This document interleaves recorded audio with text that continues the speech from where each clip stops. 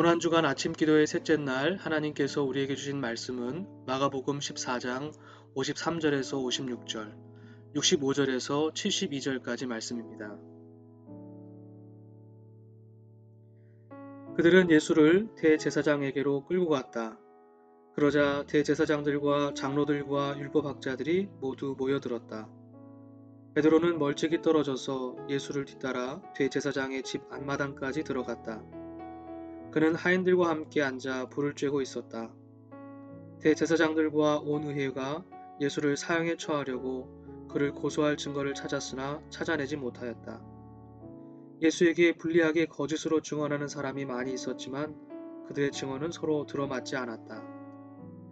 그들 가운데서 더러는 달려들어 예수께 침을 뱉고 얼굴을 가리고 주먹으로 치고 말하면서 알아맞혀 보아라 하고 놀려대기 시작하였다. 그리고 하인들은 예수를 손바닥으로 쳤다. 베드로가 안뜰 아래쪽에 있는데 대제사장의 하녀 가운데 하나가 와서 베드로가 불을 쬐고 있는 것을 보고 그를 빤히 노려보고서 말하였다. 당신도 저 나사렛 사람 예수와 함께 다닌 사람이지요. 그러나 베드로는 부인하며 말하였다. 내가 무슨 말을 하는지 나는 알지도 못하고 깨닫지도 못하겠다. 그리고 그는 바깥뜰로 나갔다. 그 하녀가 그를 보고서 그 곁에 서 있는 사람들에게 다시 말하였다. 이 사람은 그들과 한패입니다. 그러나 그는 다시 부인하였다. 조금 뒤에 곁에 서 있는 사람들이 다시 베드로에게 말하였다. 당신이 갈릴리 사람이니까 틀림없이 그들과 한패일 거요. 그러나 베드로는 저주하고 맹세하여 말하였다. 나는 당신들이 말하는 그 사람을 알지 못하오. 그러자 곧 닭이 두 번째 울었다. 그래서 베드로는 예수께서 자기에게 닭이 두 번 울기 전에 내가 나를 세 번 모른다고 할 것이다 하신 그 말씀이 생각나서 엎드려서 울었다. 아멘. 하나님의 말씀입니다. 우리는 어제 예수님을 배반한 제자 가롯 유다의 이야기를 나누었는데요. 오늘은 예수님의 또 다른 제자 베드로의 이야기를 나누어 보고자 합니다. 베드로는 예수의 제자들 중 가장 능동적이고 적극적인 사람이었습니다. 그는 누구보다 예수님을 사랑한 사람이었습니다. 갈릴리 작은 마을의 어부였던 그는 자신의 모든 것을 버리고 예수님께서 이끄시는 하나님 나라 운동에 투신했습니다. 예수님의 그림자처럼 그는 예수님이 가시는 곳에 함께 했습니다.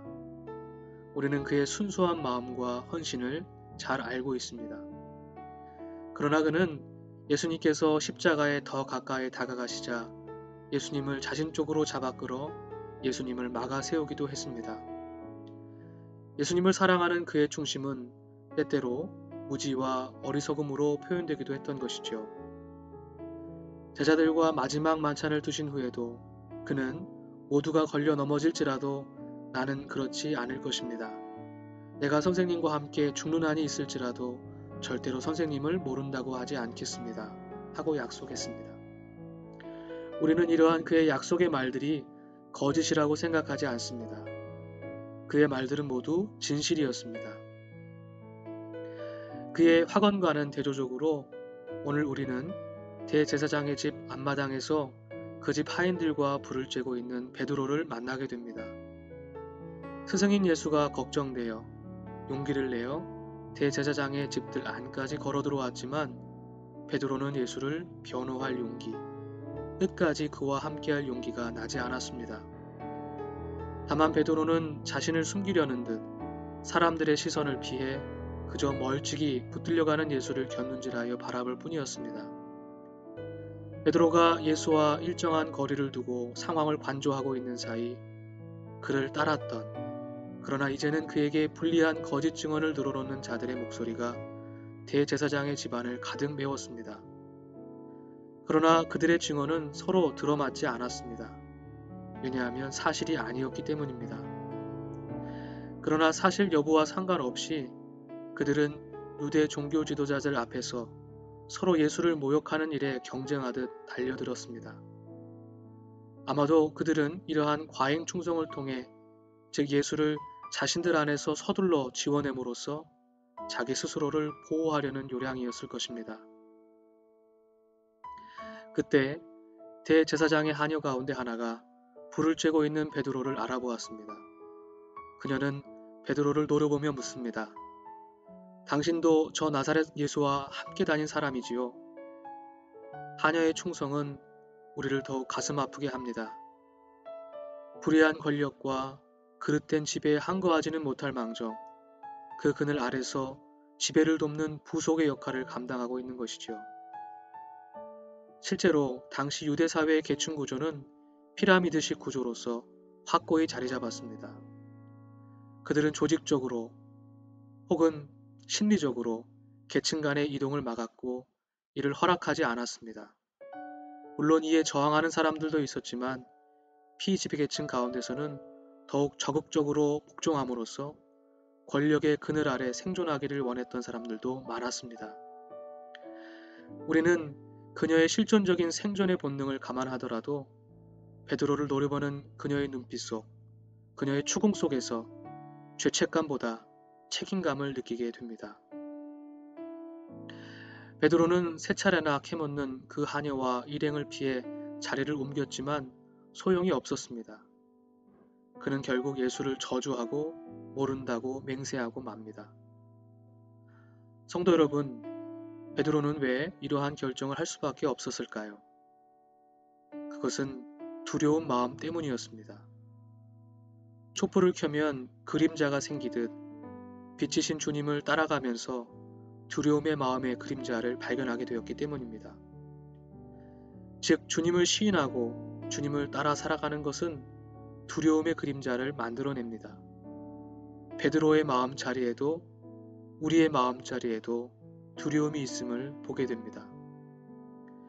결국 베드로는 빛을 등지고 돌아서고 말았습니다. 그리고 그 두려움의 그림자에 주저앉아 버리고 말았습니다. 이를 깨달은 베드로는 눈물을 흘립니다. 그러나 우리는 이 두려움을 다스리기 위해 다음 두 가지를 잊지 말아야 합니다. 먼저 우리는 빛을 등지는 것이 아니라 빛을 바라보아야 한다는 사실입니다. 다른 하나는 빛으로 더 가까이 나아가야 한다는 사실입니다. 왜냐하면 그림자를 등지고 돌아서면 그곳엔 여지없이 빛이 있기 때문이고 빛으로 나아가면 나아갈수록 그 그림자는 작아질 것이기 때문입니다. 베드로는 이를 깨달았습니다.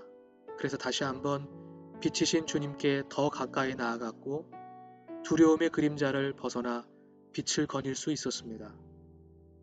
초대교회의 전승과 외경인 베드로 행전에는 그가 로마에서 십자가에 거꾸려 매달려 순교한 것으로 알려집니다. 오늘 우리는 베드로를 통해 우리 안에 있는 두려움과 눈물을 보게 됩니다. 그러나 동시에 우리가 빛이신 주님을 바라보고 주님께 가까이 다가가면 그 모든 두려움의 그림자를 벗고 빛과 하나 될 수 있음도 다시 한번 깨닫게 됩니다. 사순절은 결코 고통과 두려움을 상기하는 어두움의 시간이 아닙니다.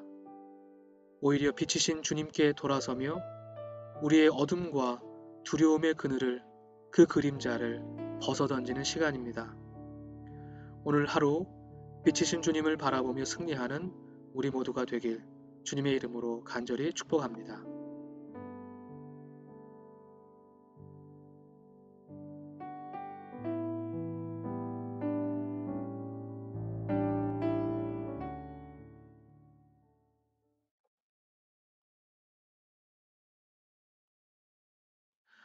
오늘 주신 말씀 가운데 다음의 기도의 제목을 가지고 함께 기도하기를 원합니다.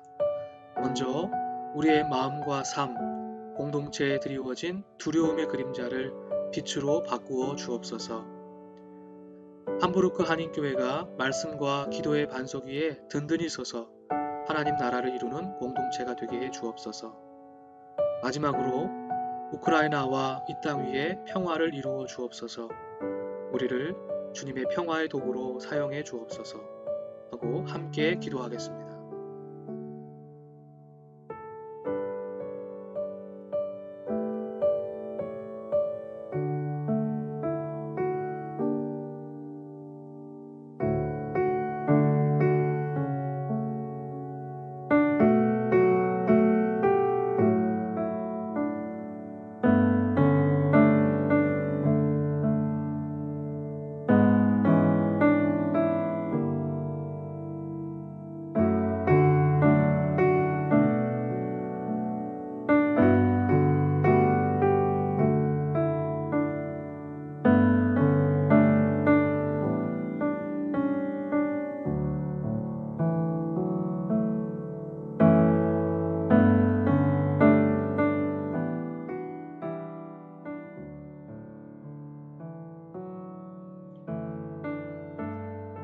십자가를 향하시는 주님, 이 아침 주님을 고백하며 따르며 우리 안에 우리도 모르는 사이에 찾아든 두려움을 발견하게 되었습니다. 빛이신 주님을 등지며 돌아서려고 할수록 그 두려움의 그림자가 짙고 커지는 것을 봅니다. 그러나 우리 안에 두려움이 있지만 당신 안에 참된 빛과 평안이 있음을 고백합니다. 우리가 빛이신 주님을 바라보며 당신께 더 가까이 나아가기를 원하오니 성령으로 우리를 이끌어 주옵소서. 고난주간 말씀의 빛을 우리 마음에 비추어 주님의 마음과 연결되어 주님과 함께 빛을 거니길 원합니다. 우리와 동행하여 주옵소서. 예수 그리스도 이름으로 기도드립니다. 아멘.